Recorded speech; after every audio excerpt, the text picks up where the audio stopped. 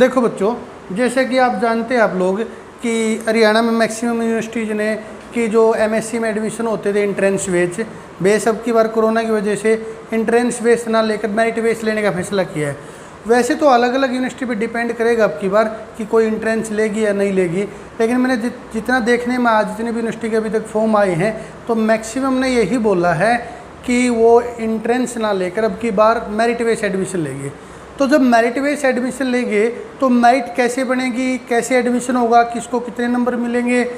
वैसे तो अलग अलग यूनिवर्सिटी में थोड़ा बहुत वेरिएशन हो सकता है कि वो अलग अलग नियम बना सकती हैं, बट मैक्सिमम यूनिवर्सिटीज़ के अंदर जो आपका मेरिट बनने का प्रोसीजर रहेगा वो मैं आपको समझाता हूँ ताकि आप मिस्टेक ना करो और आपका एडमिशन कन्फर्म हो जाए। अगर आप थोड़ा भी ये हो जाओगे, मिस्टेक हो जाओगे तो आप एडमिशन से चूक सकते हो। इसलिए ध्यान से सुनना है अब की बार कैसे मेरिट लिस्ट बनेगी और कैसे आपका एमएससी के अंदर या एमए के अंदर एडमिशन होगा आपका। देखो ये अब की बार आपकी मेरिट का प्रोसीजर रहने वाला है। सिंपल वर्डिंग में आपको समझाता हूँ। 100 नंबर में से मेरिट बनेगी, 100 में से नंबर लगेंगे, 100 में से 70% नंबर वहाँ से काउंट होंगे, उसके 70% काउंट होंगे जो आपके ग्रेजुएशन में क्वालिफाइंग एग्ज़ाम मतलब जिस बेस पे ले रहे हो। जैसे आप एमएससी में एडमिशन ले रहे हो तो एमएससी में एडमिशन किस बेस पे होता है, कौन सी डिग्री के बेस पे होता है, ग्रेजुएशन यानी कि बीए और बीएससी में आपको 70% नंबर वहाँ के लगेंगे। मैं आपको समझाना चाहता हूँ, मान लो बीएससी में किसी के 80% है, बीएससी में किसी के कितने हैं 80%, तो उसके कितने नंबर बन जाएंगे, उसके नंबर बन जाएंगे 56। बीएससी में अगर किसी के 80% हैं तो उसके नंबर कितने काउंट होंगे, 56 काउंट होंगे, यानी कि यहाँ से नंबर कितने आए 56 आए। फिर 12% ऑफ 12th यानी कि जो 12वीं क्लास थी उसके 20% लिए जाएंगे। 20% कैसे लिए जाएंगे, मान लो 12th क्लास में किसी के 90% हैं, 90% है 12th क्लास में। अगर 12th क्लास में 90% नंबर हैं तो उसके यहाँ पर 18 नंबर और जुड़ जाएंगे, ठीक है। किसी के 80 हैं तो उसके 16 जुड़ जाएंगे, किसी के 70% है तो उसके 14 जुड़ जाएंगे, यानी कि जितने भी हैं उसका 12% यहाँ पर ऐड हो जाएगा। फिर वेटेज मैक्सिमम 10% की हो सकती है, यानी कि इतने परसेंट की आपको वेटेज मिल सकती है। वो 10 में से डिपेंड करता है, आपको 10 मिलते हैं या 3 मिलते हैं या 5 मिलते हैं। मान लो वो 10 मिल गए, 10 के 10, ठीक है। तो ये कितने हो गए आपके 74 और ये 84, इतने 84 नंबर बने। किस में से बने, 100 में से 84। इस बेस पे आपकी कट ऑफ लगेगी, इस बेस पे आपका एडमिशन होगा। दोबारा सुन लो आपको समझ में आ जाए। क्वालिफाइंग एग्जाम मतलब ग्रेजुएशन बीए या बीएससी जो भी आप कर रहे हो उसका 70% ऐड होगा। जो +2 है उसका 20% होगा। जितने भी नंबर हैं आपके उसका, जैसे +2 में जितने भी परसेंट हैं आप उसका क्या निकाल लो 20%। कैसे निकालोगे, जितने भी आपके परसेंट है, जैसे मान लो 80% हैं, ठीक है, तो 80% किस में 80% है आपके, तो 80% का अगर इसका 80 नंबर है, मान लो परसेंट का मतलब क्या है, 100 में से 80 नंबर हैं, तो इसका अगर 70% काउंट किया जाए, 80 का 70% निकाल लो, ठीक है ना। 80 का 70% आपको पता है कैसे निकलेगा, जैसे 80% है, इसका कितना निकालना है 80 का 70 डिवाइड बाय 100, ये कट गए, कितने नंबर आ गए 56। मान लो किसी के 70% है 10th में, 70 का कितना निकालना है 20%, तो डिवाइड बाय 100, तो ये कितना हो गया आपका 14। अगर 70% है तो उसके नंबर कितने होंगे 14, और 10 नंबर की वेटेज है। अब आपको बस इस बात पे ध्यान रखना है क्या क्या आपने मिस्टेक करने से बचना है जो आपके एडमिशन को रोक सकती है, उनको ध्यान से समझना, आप कैसे बच पाओगे, ठीक है। ठीक है, ये देखो बच्चों, ये प्रोसीजर तो आपको समझ में आ गया होगा। अब मेन बात इस पर रुक जाती है कि 10 जो 10 मार्क्स हैं, 10 नंबर हैं, ये कैसे मिलेंगे हमें, क्योंकि 70% और 20% को अब आप चेंज नहीं कर सकते।